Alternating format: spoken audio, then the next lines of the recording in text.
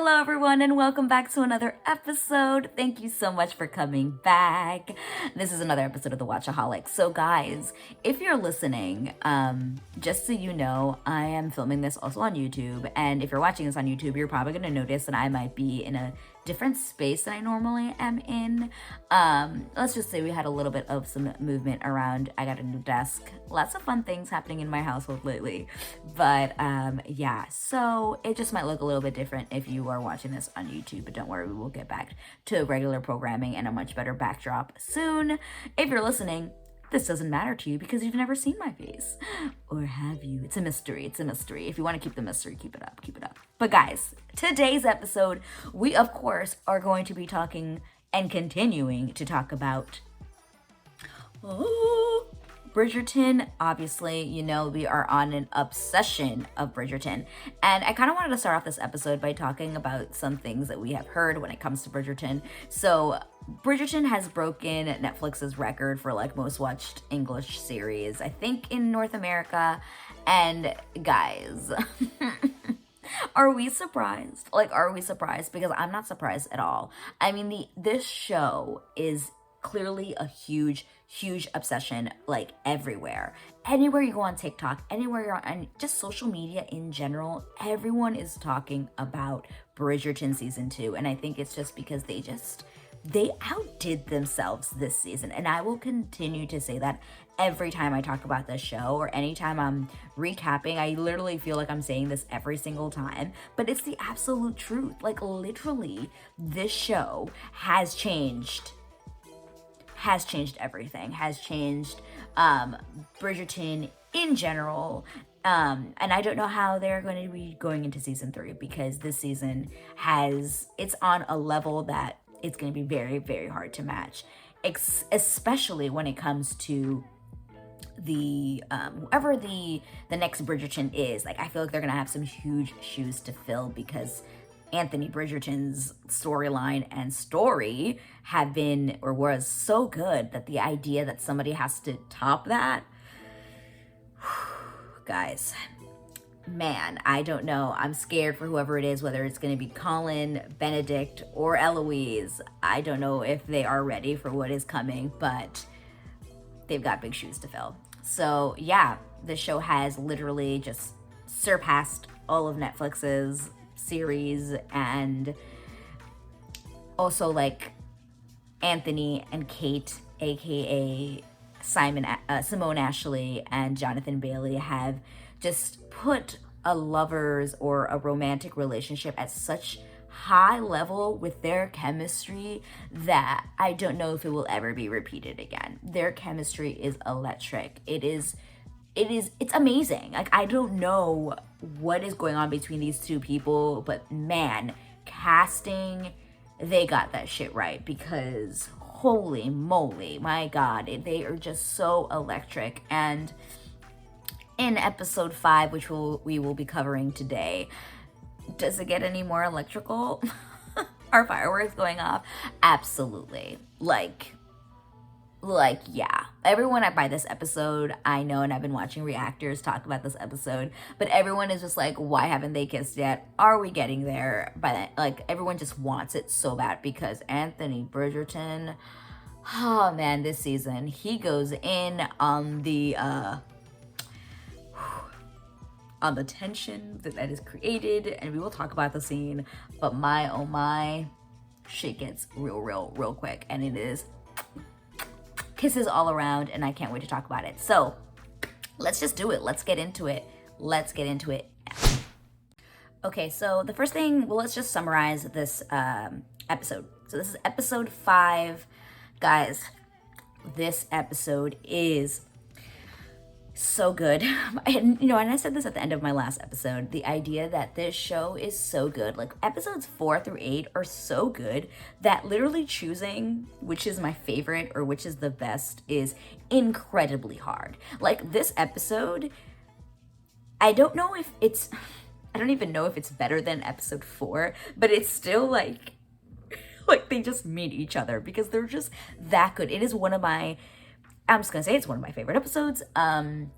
Basically in this episode, more truths are revealed from all aspects. We have the Sheffields, which are Edwina's grandparents and Lady Mary's parents.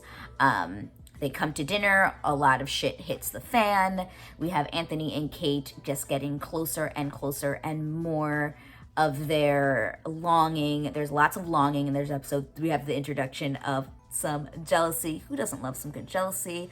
We have some really, with the revelations also comes a lot of sadness and hurt, especially from Kate's side. This is the episode where she really, really starts to feel like she doesn't know what to do. She is literally in the worst pickle of all. And yeah, it's really, really sad to watch Kate kind of go through this. And there's this one thing though that like I just don't understand, that I want to get into, as to why Anthony and Kate just can't be together. Like, why is it that like Edwina, if Edwina doesn't marry him and he decides that he doesn't want to marry Edwina, why can't he just be with Kate? Like, what is what is this huge thing? Like, they're not married yet. I mean, he did propose, so I guess maybe that's probably why like it would be a huge scandal if all of a sudden he'd be like, oh, I'm not marrying Edwina, and then next he's marrying Kate. I guess that's the reason why they can't even think about the idea like, oh, well, we could still be together, like we love each other. I guess that's my huge thing. But whenever I hear Anthony talk about how like we're gonna act like we never knew each other, like we never met, like this is all gonna go away, I'm like, but why? Like, why does she have to go away? Why can't you just like, run off together and do your own thing? But of course, alas, we do have a show, so they can't just do that. But anyway, let's go into our scene by scene breakdown. Now, this episode really does have a lot of mostly Kate and Anthony scenes or things related to them, so that makes me really, really happy, because I really don't want to talk about the Featheringtons or really the Penelope and Eloise situation that's going on, but there is like a couple little things that I do want to mention. But for the most part, this is a very heavy, mostly Kate and Anthony family breakdown situation episode, and I'm ready for it. So let's get into it. So the episode starts off with it's beautiful. It's basically Kate fanning herself because she is so like, she can't stop thinking about all these amazing moments and tension-filled, sexy, hot moments she has had with Mr. Bridgerton, Mr. Anthony. She's rethinking the hunting scene. She's rethinking the scene in the library in the episode prior. Like, she is like, got the hots. But the episode pretty much kicks off like right after he has proposed, and then they are now in the house. And of course, it is the famous scene from the trailers where Anthony and Kate are looking at each other in slow motion, and Anthony's walking towards her, and their pinkies like just almost touch. It is a Shondaland, like a beautiful thing. If I didn't know this, but someone posted this video of Scandal, which is also a Shondaland production, and I didn't realize like she just loves to do this in her shows, but they put like a side-by-side comparison of the Scandal, which is, I've never seen Scandal, so I don't know the names, but I'm guessing it's the president guy and Kerry Washington's character, who are having like their own affair behind closed doors, and it's them walking towards each other in slow motion, and their pinkies almost touch. Now, obviously, I don't think it probably hit people as much because it's like so modern. Like, if you did this in like a modern time, I guess it wouldn't be considered as sexy, but because this is like, the olden times with Queen Elizabeth and shit like that, well, not Queen Elizabeth, but, Queen Charlotte, and it was the Regency time, and the idea of, like, these two characters that have to hold back their, like, passion for one another, and the pinkies almost touch, I think it's just, like, a different feeling, but the idea of finding out that's definitely a Shondaland thing, I'm here for it. I am here for some pinky touches. I love every second of it. But basically, she's fanning herself. He comes by. He's like, Miss Shamba? And oh my God, he looks so damn good. Oh my God. Anthony Bridgerton could not look sexier in that slow freaking moment. My God. Ugh, Jesus, kill us all. We all needed a fan. I need a fan right now just thinking about it. We all need a fucking fan in this show because, my God, it is hot as all balls. So anyway, we go into the room. The whole family's there. The queen is here because she is announcing, or not announcing, but basically telling Anthony and Edwina that she wants to host the nuptials. Anthony's like, nah, you don't need to do that. Like, I could do it at my home at Aubrey Hall, nice and small, quiet. And she's like, no, she is my diamond, and I will be hosting at my home, or wherever. I think she's hosting at her house, yeah, or her home, her mansion, her area. But Kate in this whole time is just like, has this cup of tea, and she is like shaking. And of course we have Anthony looking at her, and everybody's like, Anthony, don't you dare look at Kate. Don't you look at her after the shit you've been putting her through. Okay, stop acting like you're not teasing her every fucking time you're alone in a room together. And then you're gonna go and propose to her sister and then pretend like, oh, Miss Sharma, like nothing just happened the night before. Like, you know what you were doing, okay? He literally whispered in her ear, tell me you feel nothing and I will walk away. I'm sorry, what, sir? Excuse me, what, sir? If you would have said that to me and then the next day you're like, I'm marrying your sister, I'd been like, what the fuck is wrong with you? What in the actual hell? Sorry, I got heated. But anyway, so yeah, they're just looking at each other. You could just tell that Kate is extremely nervous and she is freaking out. She's like, I have feelings. There's a lot going on here. She is shaking. The tea is almost falling out of her hands. It's hilarious. So, yeah, that happens. And we're skipping on to the next scene, which is... it's a glorious one. I call it the trying on the ring scene, because basically Anthony and the jeweler who's gonna size Edwina's ring, because clearly it doesn't fit her, because it's not meant for her, they come to visit Lady Danbury's home, which is where everyone's staying, where Edwina and her family are staying. And Kate walks in, and it's like, oh fuck, it's Kate. And then she's like, oh, Edwina and Lady Mary aren't back yet. Like, what is it that you guys need? And then he's like, oh, the jeweler's like, we're here to size her ring, or Anthony says it. And then we move on to like the most awkward interaction.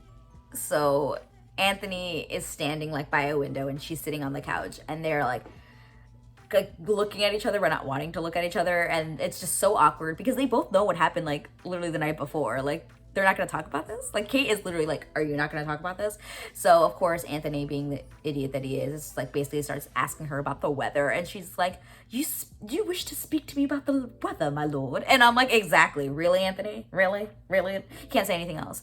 So then she like stands up and goes and like talks to him, and she's just like, what about what happened last night? You know what you did last night? I love that whenever I talk about, like, I never say it in their actual words. I literally just paraphrase it as if like we're talking in modern times. So when she's like, what passed between us between Aubrey Hall, I'm like, you know what you did last night? Yeah, when you whispered in my fucking ear. This is how I do my recaps, y'all. This is how I do my scene breakdowns.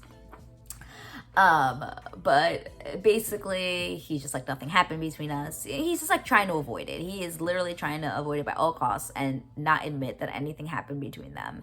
And then you have the jeweler comes up, and he's just like, hey, like, do you use the same size glove as your sister? And she's like, oh, yeah, sometimes. Like, she just like doesn't care about this guy who's just waiting there for cake and just waiting for Edwina to get back.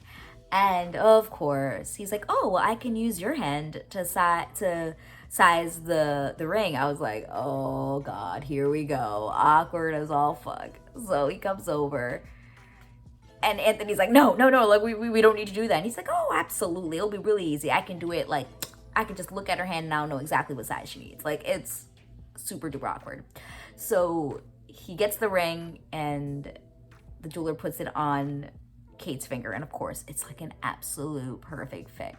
Like, absolutely perfect fit. Of course, because like it's meant for her, obviously. And Anthony's looking at it, and he like holds her hand, and he's like, oh, this is the ring that my dad gave to my mom before they wed. And they're looking at each other intensely, and they're like, oh my god, it's beautiful. They're like caressing kind of like each other's hands, like with like their thumb over the ring, and it's like just a zoom of their hands like touching and them kind of like looking at each other. And then bam, of course Edwina and Lady Mary walk in, and then they're just like, oh, and they're like, oh, what's happening here? They're like, oh, nothing, they're coming here to size the ring. Like, nothing's going on. No, nothing's going on. So so the ring ends up being stuck on Kate's finger, obviously, because let's keep going with that. So she takes off the ring eventually, and then Lady Danbury announces that the Sheffields are coming for dinner because they've heard about the announcement in the newspaper, and they're like, they want to come and meet their granddaughter who they've never met.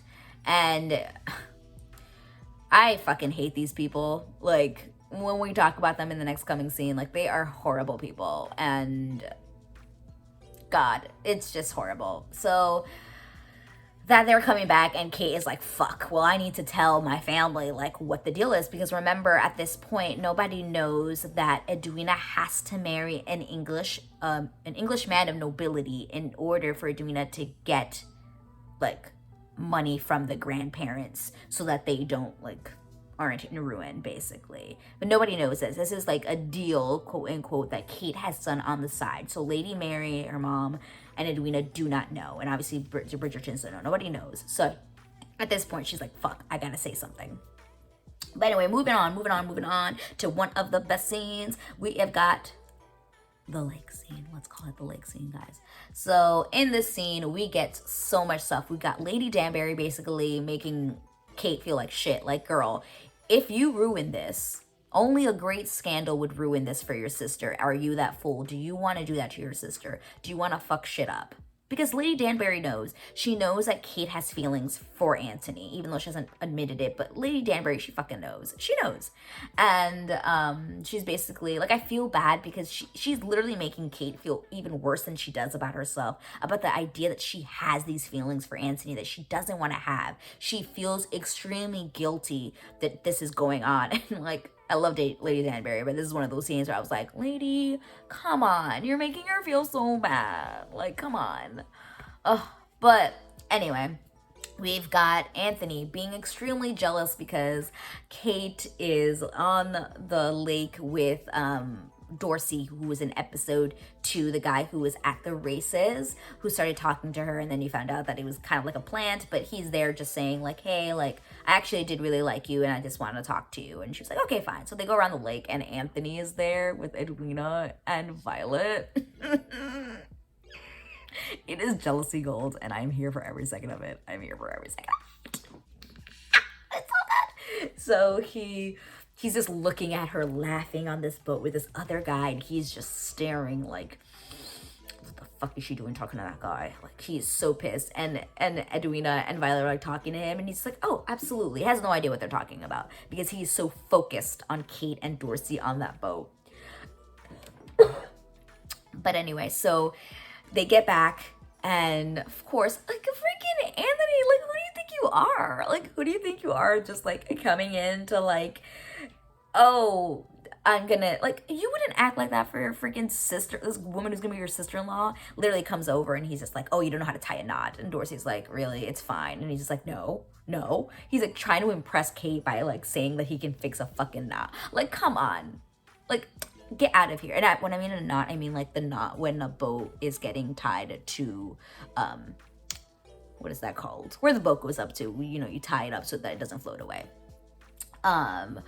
So, or the deck. I guess that's what we're gonna call it deck. And then he proceeds to move Dorsey out of the way to say, pardon me. Like, he puts out his hand so that Kate can take it so she can get out of the boat. She kind of looks at him like, really? Anyway, she takes his hand. And this is the scene from the trailer. They're like holding hands, and he doesn't let go of her hand, and they're kind of looking at each other, and he's just holding her hand, and then he falls back. He trips on the dog. He falls back with Dorsey, and they both hit the water. And oh my God, it's so fucking sexy, guys. It's so sexy.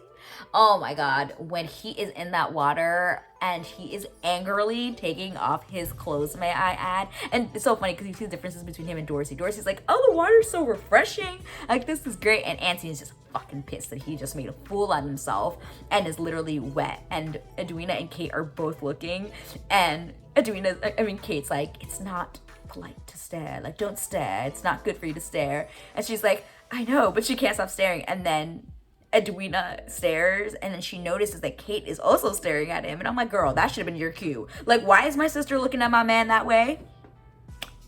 Am I right? Like, why are you looking at him like that? I mean, goddamn it, he looks so hot. He's like angrily taking off his clothes. And then he's like, oh, wet. Oh, my God. Anthony Bridgerton, Jonathan Bailey, what have you done to us? What has this gay man done to us straight women? My God, I cannot. Oh, Jesus. Anyway, we're moving on. So next thing we've got, and this is just like the most, it's not really that important, but Benedict, he got accepted to his art school in the last episode. So he's on his first day of class, basically, and he's drawing a naked woman. Yay. Woohoo, Benedict, yay. You're in art school. Awesome. Happy for you. Kisses. Let's move on. Then we've also got Penelope, who finds out that Eloise has been sneaking around, going to the bad part of town to go and hang out with her new friend, Mr. Theo Sharp, who I can't wait to see a little bit more of. I'm excited to see more of Theo Sharp.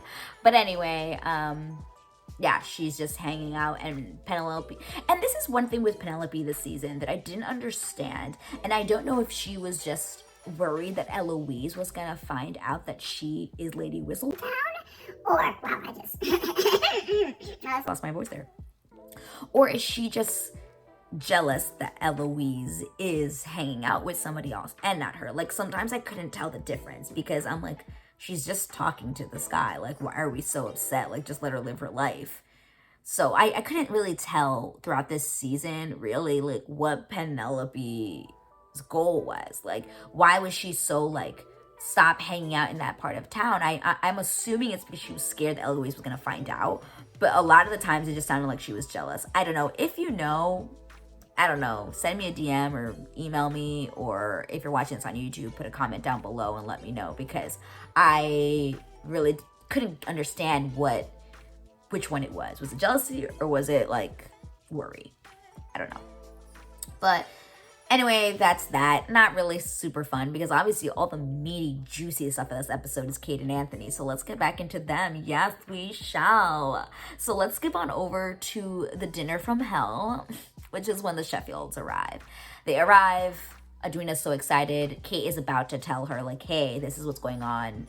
But then obviously she gets interrupted. Lady Danbury comes in. They get ready for dinner. They go. The Bridgertons are here. They're all at dinner, and they're all, like, casually sitting. Oh, and at this point also you realize how, like, how Lady Mary doesn't talk to her parents, and how her parents look down at her. Like, they don't even, like, say hello to her when she walked into the room. Like, it's just really awkward, and just, you could just tell they do not have a horrible relationship.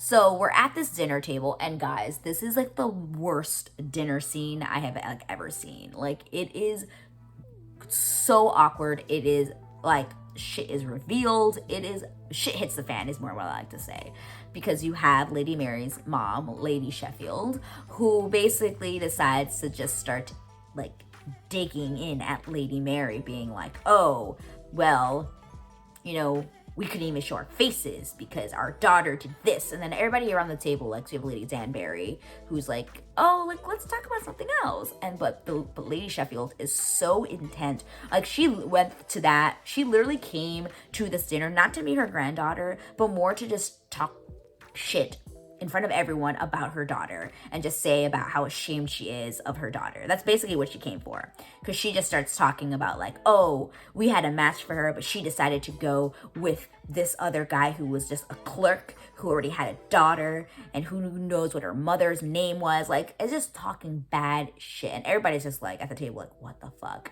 And then Lady Mary at some point is just like, fuck it. I'm not about to listen to all this crap. She stands up for herself, and it's a beautiful moment. She stands up for herself and is just like, no, like, I followed my heart, and I'm glad that I did, because I wanted to raise my daughters. That's right. She's like, my daughters, to not be after just wealth and all these other things that are just not important. And it's so beautiful and so well acted.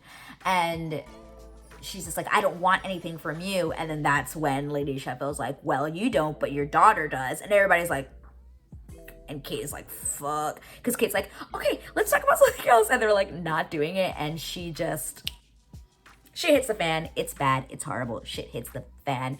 She basically reveals, like, you know, that whole thing that, you know, Edwina has to marry a man of English nobility.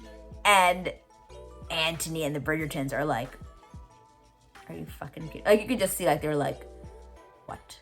Like, And in this moment, I couldn't tell which route Anthony was gonna go with. I didn't know if Anthony was gonna be like, fuck, how dare you, I'm out of here, or if he was gonna stay quiet, or if he was gonna defend them. Like, I had no idea which way he was going, because he just looked upset. And then obviously, but I think at the same time, everyone could tell that Edwina had no idea. She was just like, Didi, like, what is she talking about? Like, you could tell, like, she had no idea. And this is when Anthony became one of the sexiest men alive, and we should just put him on People. He slams down his napkin, and he's just basically, in all, just says, like, y'all have no manners. Y'all have no manners. You came into this household saying all these horrible things about these women who are loyal, wonderful women, like, just defending them. And it's so beautiful to see that he defended them and was like such a good man. And I think his father would have been so proud of him. But he basically kicks him out and is just like, listen, you've disrespected me, this family today. You need to get the fuck out of this house. And he's like telling the people, like, tell them that they can come and get their horses, like, they're leaving. And then he also says, bitch, y'all ain't be gonna get any invitation to our wedding. Thank you, goodbye. And then the Sheffields are all like, oh, how dare you, like, all like upset. I'm like, bitches, you came into this dinner and have been extremely rude, and this isn't even your home. The Bridgertons and the Sharmas didn't come to hang out with you. You came to hang out with them, and they're gonna come and just like blow up their shit and act that rude to them? Yeah, get the fuck out. I was so happy when freaking Anthony was like, get out. I was like, that was a win on Anthony, and I was so proud of him in that moment. I said, thank God we have a good man. Thank God we have a good man. He's stupid sometimes, but this was a shining, bright moment for him, and I was here for every second of it. So the Bridgertons are obviously upset. They get up. Like, they're still mad about the fact that, like, no one told them about this. But still, they decide they're going to leave. They're like, we're leaving. And Kate runs after Anthony. He's like, I need to talk to you, please. I beg a word, please. And then he's just like, okay, fine. Mom, I'll meet you at home. And guys, let's get into the next scene.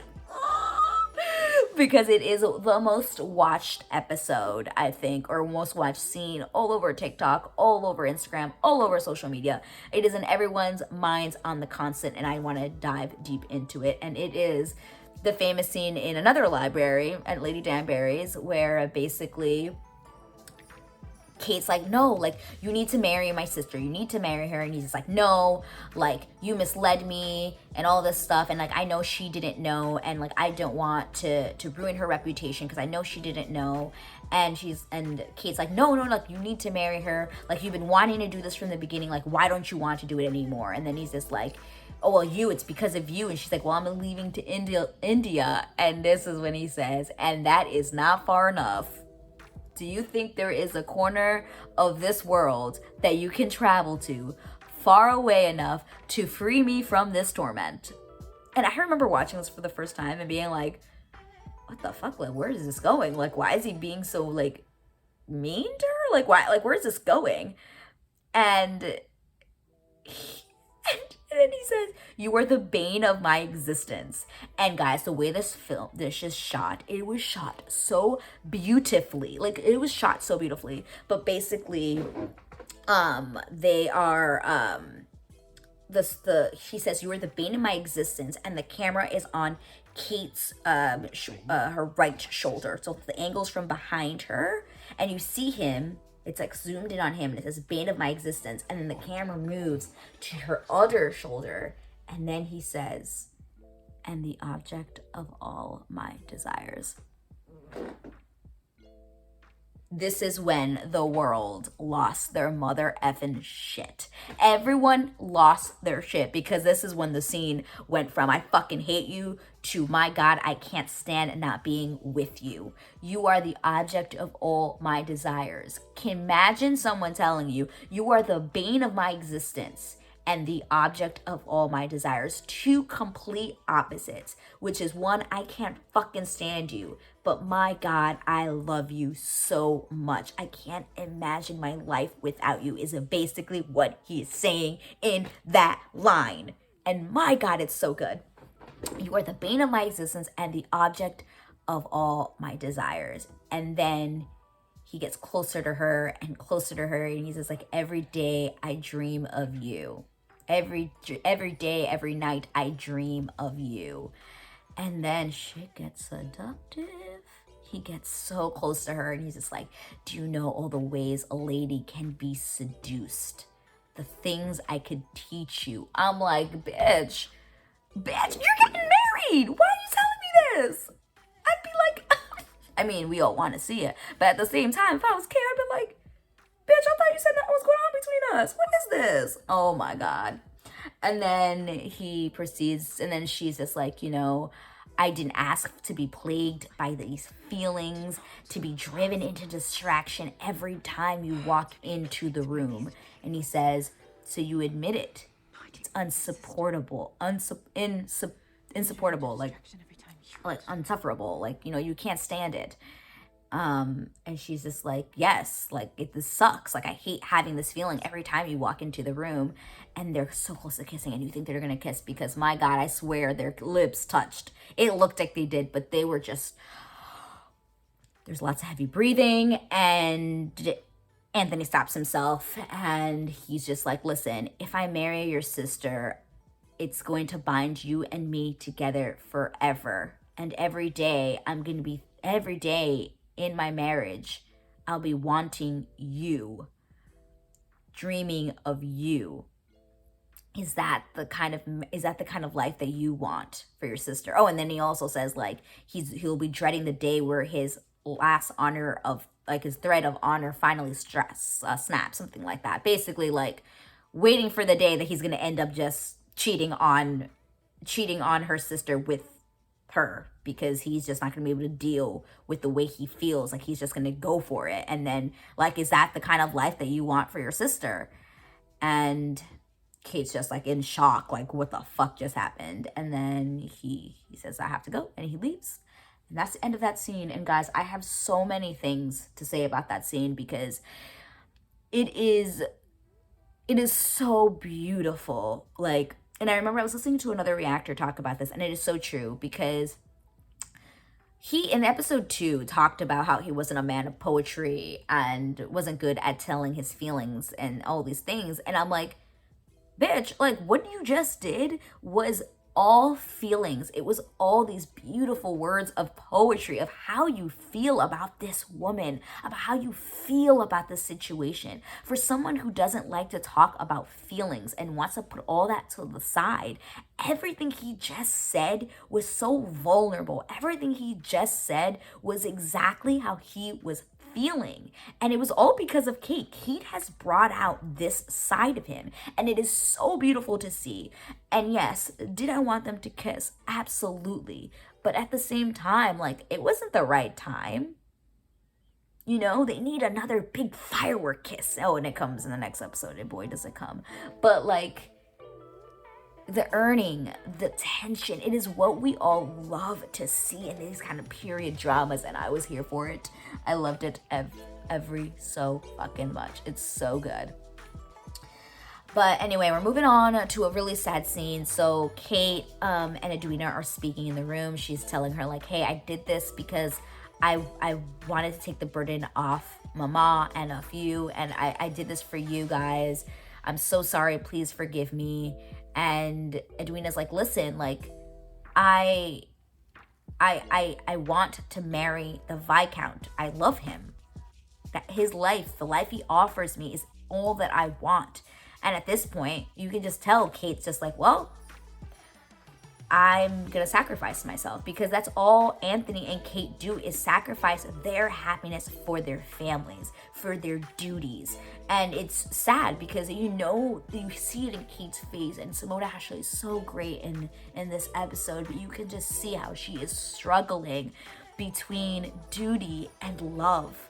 She needs to do this. She loves her sister so much. She wants her sister to have the best life. She has this duty. She feels like she has this burden of having to take care of her sister and her family, that she's not doing what is good for herself, what makes her happy, which is obviously to be with Anthony, to be honest with herself that she does have these feelings for him.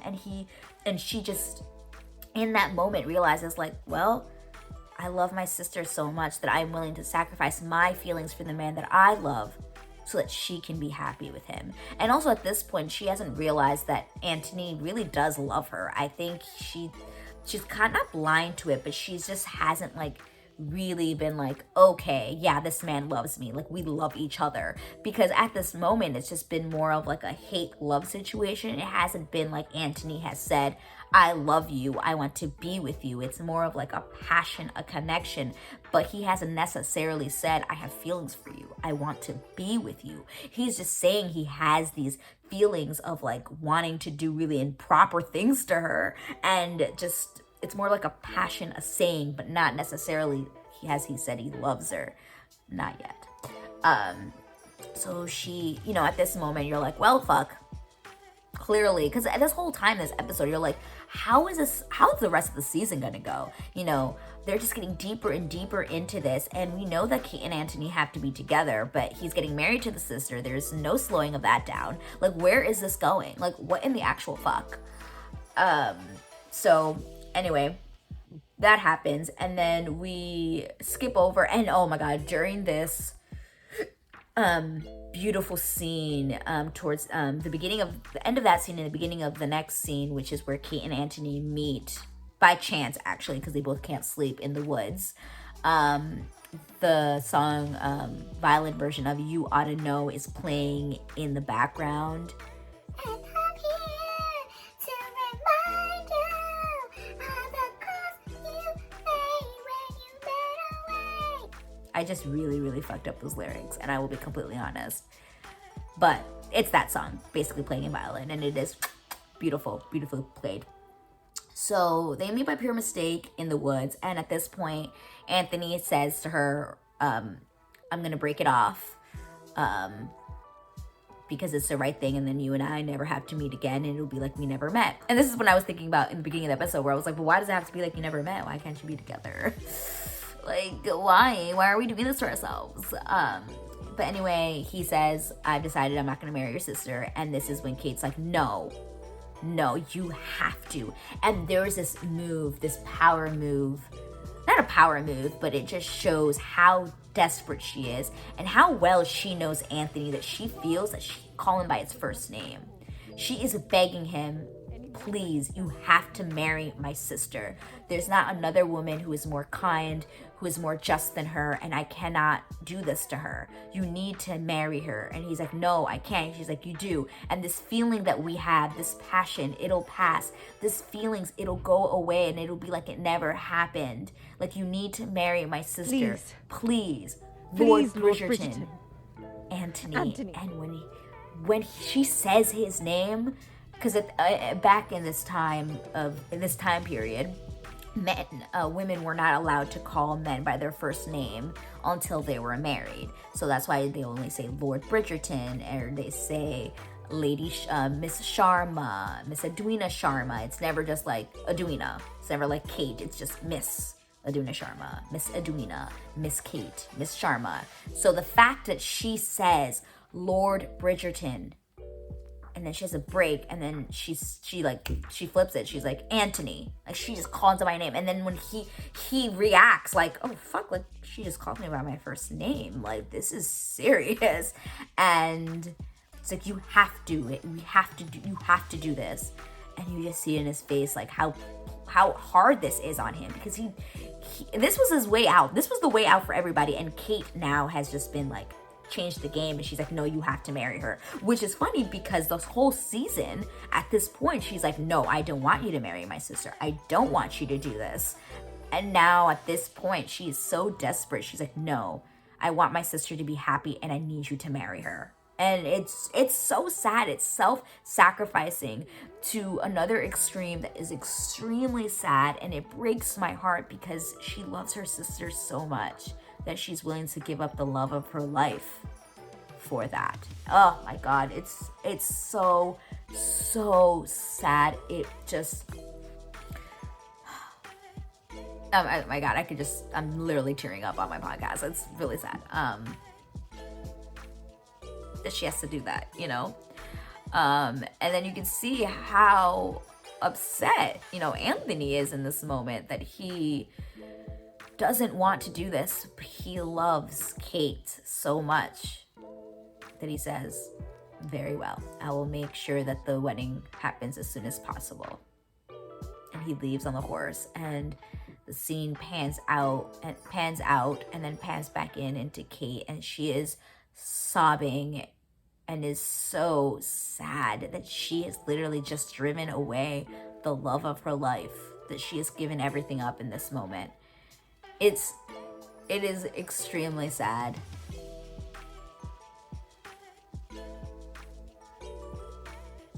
I can't believe I'm crying, like, just thinking about how sad that is, that she had to, do that. This episode is so amazing. It is so good. But yeah, basically the episode does end on that note with the zoom out of Kate crying. Fade out, end of scene. And yeah, so that's episode 5, guys. That was the breakdown for episode 5. Like I mentioned, this was a fantastic, beautiful episode that encompassed so many different feelings, so many different revelations and resolutions, and it was beautiful. It's this and we have got we've got about 3 episodes left to recap, and it's just fan-fucking-tastic. Guys, I really hope you've been enjoying these scene-by-scene breakdowns, whether you're watching on YouTube or whether you're listening on my podcast. I really hope you've been enjoying this, because literally talking about these episodes brings me so much joy. Just talking about what is going on in these scenes, what is going on for these characters, how beautiful this story has been developed and acted. It's incredible, and I really hope that you guys are enjoying these breakdowns. And yeah, so guys, thank you so much for being here. Thank you so much for listening to me just talk and cry about one of my favorite shows ever, like literally ever. I love it so much. I can't wait to be back next week for episode 6. Please watch that. Episode 6 will be dropping on my YouTube video will be dropping for this on Wednesday. And if you're listening to this on my podcast, obviously it came out on Monday. So here we are. But anyway, guys, like I said, thank you so much for being here. Thank you so much for listening. And I will see you guys in the next episode. I love you. Bye.